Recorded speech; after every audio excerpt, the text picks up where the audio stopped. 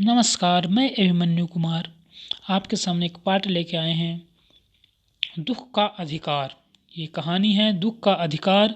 इसके कहानीकार हैं, रचनाकार हैं यशपाल। तो सबसे पहले यशपाल जी का परिचय देखते हैं। यह पाठ वर्ग नवम स्पर्श पुस्तक से लिया गया है। तो यशपाल जी का जन्म फिरोजपुर छावनी में सन 1903 ईस्वी में हुआ। ठीक है।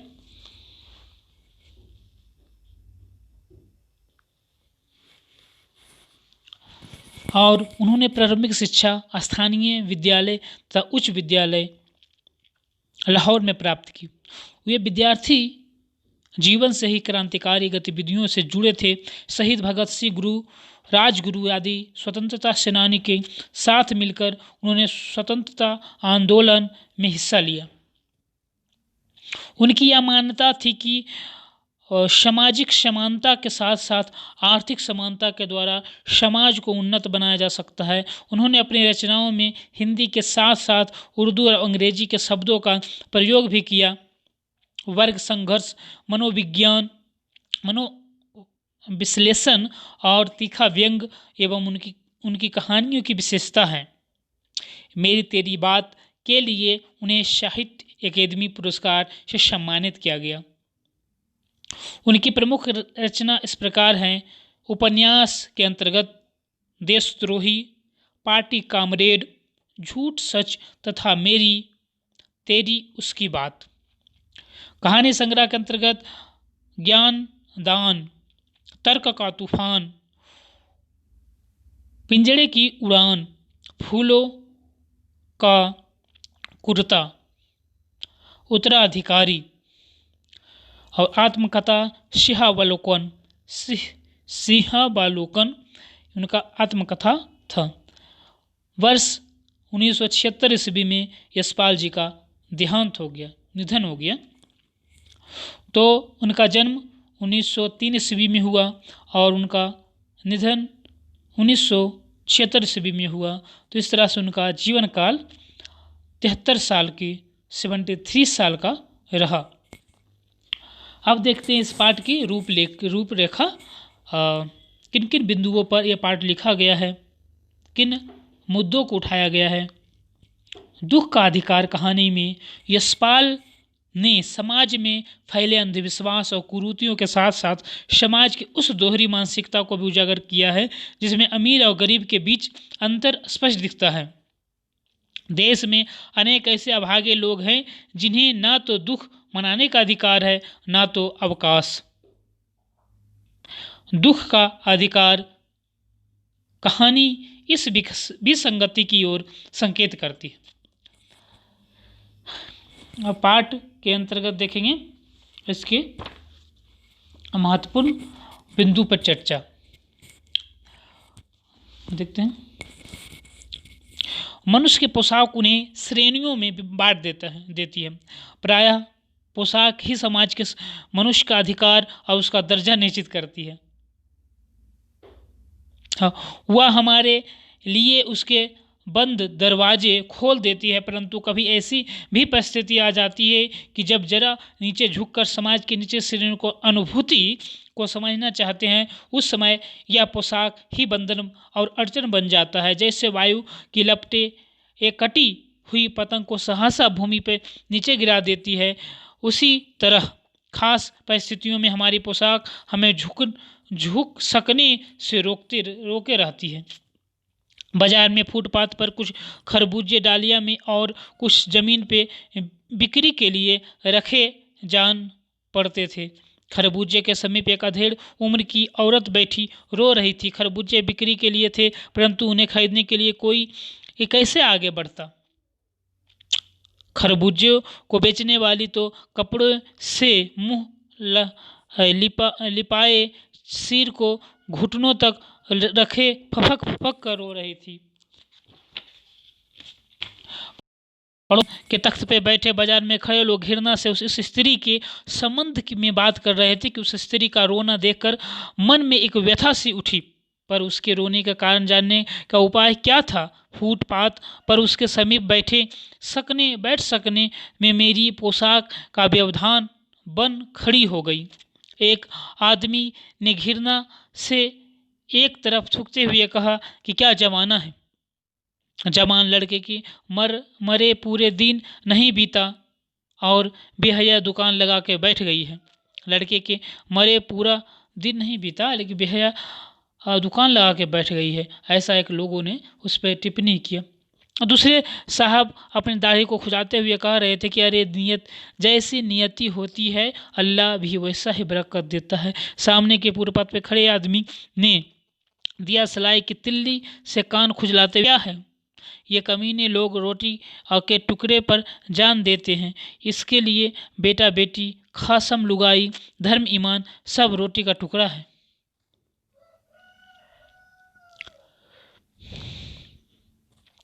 परचून की दुकान पर बैठे लाला जी कह रहे थे, अरे भाई उसके लिए मरे जिए का कोई मतलब ना हो, वह दूसरे के धर्म ईमान का तो ख्याल रखना चाहिए। जवान बेटे को मरने के 13 दिन का सूतक होता है और वह यहाँ सड़क पर बाजार में आकर खरबूजे बेचने बैठ गई। 1000 लोग आते जाते हैं, कोई क्या जानता है कि उसके घर में सूतक है। कोई इसके खरबूजे को खा ले तो उसका ईमान धर्म कैसे रह सकता है, क्या अंधेरा है। तो इन सभी बातों को देखें इस पाठ के अंतर्गत यहाँ तक।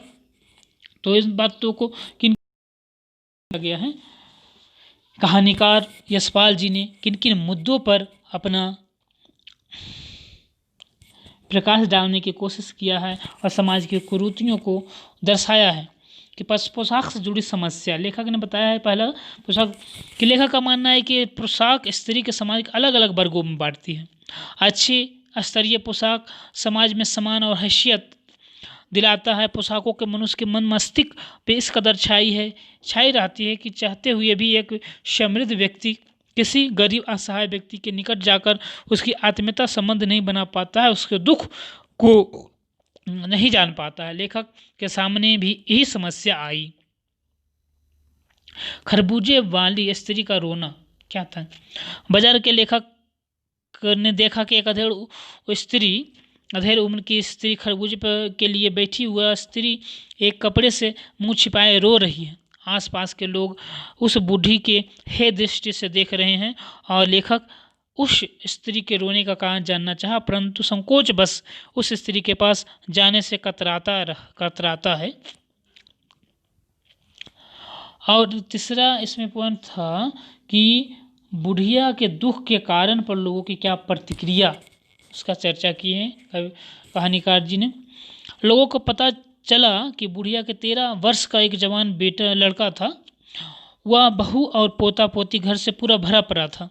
लड़का 1.5 बीघे जमीन के कछियाई यानी सब्जी फल उगाकर परिवार के रोटी रोजी चलाता था। एक दिन लड़का सुबह सुबह खेत में पके खरबूजे तोड़ रहा था। अचानक उसके पैर में जहरीले सांप पड़ गया। उसका पैर जहरीले सांप पे पड़ गया। सांप ने उसे डस लिया। उस बूढ़ी स्त्री के झाग फूक दान दक्षिणा करवाया लेकिन कोई लाभ नहीं हुआ। अंततः उसका लड़का का निधन हो गया। वह लड़का ही उस गरीब का असहाय परिवार का एकमात्र सहारा था। कफन के लिए भी पैसे ना थे, इसलिए बुढ़िया के बचे हुए गहने बेचकर बेटे के अंतिम संस्कार करवाया। अगले दिन पोता पोती को भूख से बिलखते देखकर, बहू को बुखार से तपते देखकर बुढ़िया रोती बिलखती हुई खरबूजे की टोकरी उठाकर बाजार में जा बैठी। बेटे तेरहवीं संपन्न किए बिना बुढ़िया को इस तरह बाजार में आ बैठना वहाँ के लोगों को आपत्तिजनक लगने लगा।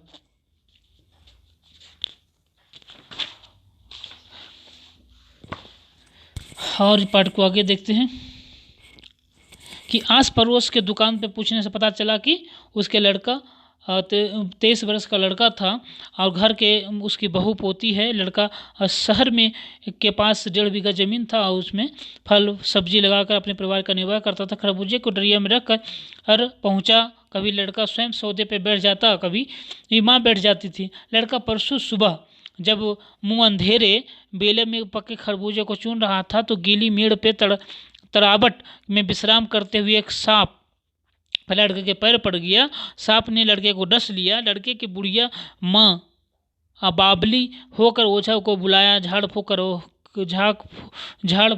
फूकना कर हुआ। नागदेव की पूजा हुई। पूजा के दान दक्षिणा चाहिए था। घर में जो कुछ आटा और अनाज था सब दान दक्षिणा में उड़ गए। माँ, बहू और बच्चे भगवाना से लिपट कर और रोए। भगवाना उसका नाम था उसके बेटे का।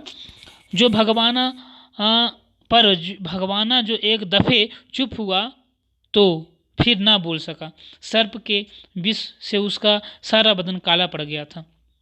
जिंदा आदमी नंगा भी रह सकता है, परंतु मुर्दे को नंगा कैसे विदा किया जाए।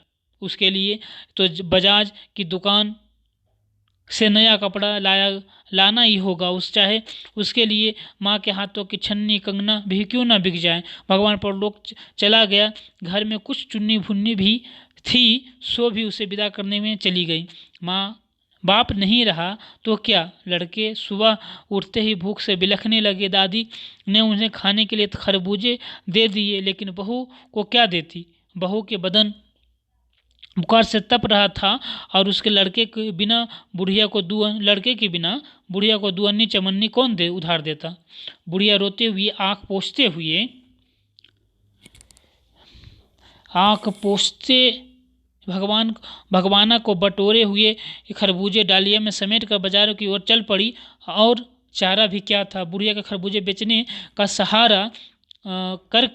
साहस करके आई थी, परंतु सिर पे चादर लपेटे सिर को घुटने तक टिकाए हुए फफक कर रो रही थी। कल उसका बेटा चल बसा हो, आज वह बाजार में सौदा बेचने लगी। हाय रे पत्थर दिल। कुछ पुत्र वियोगिनी के दुख का अंदाजा लगाने के लिए पिछले साल वो अपने पड़ोस में पुत्र की मृत्यु के दुखी माता की बात सोचने लगा। वह संभ्रांता महिला पुत्र की मृत्यु के बाद अघाई मास तक पलंग से ना उठ सकी। उन्हें 15-15 मिनट पर के बाद पुत्र वियोग में मूर्छा आ जाती थी। मूर्छा न आ जाने की अवस्था में आंख से आंसू न रुक सकते थे। 2 डॉक्टर हरदम सिरहने बैठे रहते थे। हरदम सिर पर बर्फ रखी जाती थी। शहर भर में लोगों का मन उस पुत्र शोक से द्रवित हो उठे थे। उसी हालत जब उस मन को सूझ का रास्ता नहीं मिलता है तो बेचैनी से कदम तेज हो जाते हैं। उसी हालत में नाक ऊपर उठाए रह चलतों से ठोकर खाता मैं चला जा रहा था। सोच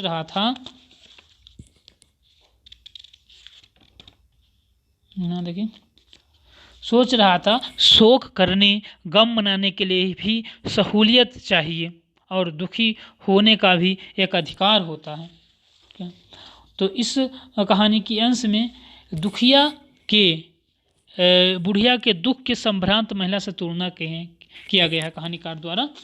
बुढ़िया की आर्थिक स्थिति को जाने बिना लोग इस तरह के उसे दुत्कारना लेखक को अच्छा ना लगा। बुढ़िया स्त्री के पुत्र वियोग के तरीके तथा लोग को उसकी प्रतिक्रिया से घृणात्मक टिप्पणी करते देख लेखक को अपने पड़ोस में रहने वाली संभ्राता महिला की याद आई, जो पुत्र के निधन पर 2.5 महीने तक जो अपने पुत्र के निधन पर 2.5 महीने तक पलंग से ना उठ सकी थी। 15-15 मिनट पे उसे बार बार बेहोश हो जाने से पूरा शहर करुणा से भर गया था। और इधर यह बूढ़ी स्त्री जिसके दुख को समाज समझ नहीं पा रहा है। अंत में लेखक की दृष्टि में दुख का अधिकार होता है, यानी कि हर एक व्यक्ति को दुख का भी अधिकार होता है, दुख मनाने का भी अधिकार होता है। लेखक का टिप्पणी करते हैं कि उस बुढ़िया के दुख मनाने का अवकाश या छुट्टी एवं अधिकार नहीं है, क्योंकि वह निर्धन है। यदि वह अमीर होती तो उसी अपने परिवार के पेट की चिंता न होती तो उसे ये भी दुख मनाने का अधिकार होता।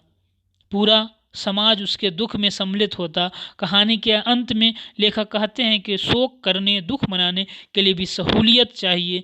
दुखी होने का भी एक अधिकार होता है जो निश्चित रूप से हमारे समाज में निर्धन एवं निम्न वर्ग के लोगों को नहीं है। प्रस्तुत कहानी समाज के इसी विसंगति का अत्यंत मार्मिक चित्रण है। ठीक है, तो ये पूरे पाठ को देखें, किन किन बिंदुओं पर विशेष रूप से कवि पर यानी जो समाज की विसंगतियाँ हैं उस पर चर्चा की हैं, उसका भी विश्लेषण सुनिए। इससे संबंधित प्रश्न है उसको देखेंगे। जैसे पहला प्रश्न है, किसी व्यक्ति के पोशाक को देखकर हमें क्या पता चलता है? तो उसके पोशाक को देखकर उसके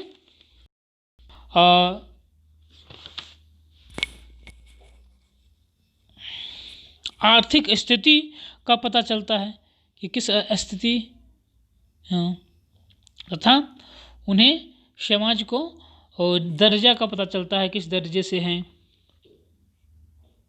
दूसरा प्रश्न है, खरबूजे बेचने की स्त्री कोई खरबूजे क्यों नहीं खरीद रहा था? खरबूजे बेचने वाली स्त्री के घर में, खरबूजे बेचने वाली की स्त्री के बेटे को मरे हुए 1 दिन हुआ था और वह बिना तिरमे किए फल बेचने आ गई थी, इसलिए लोग सूतक मानकर उसे खरबूजे को नहीं खरीद रहे थे।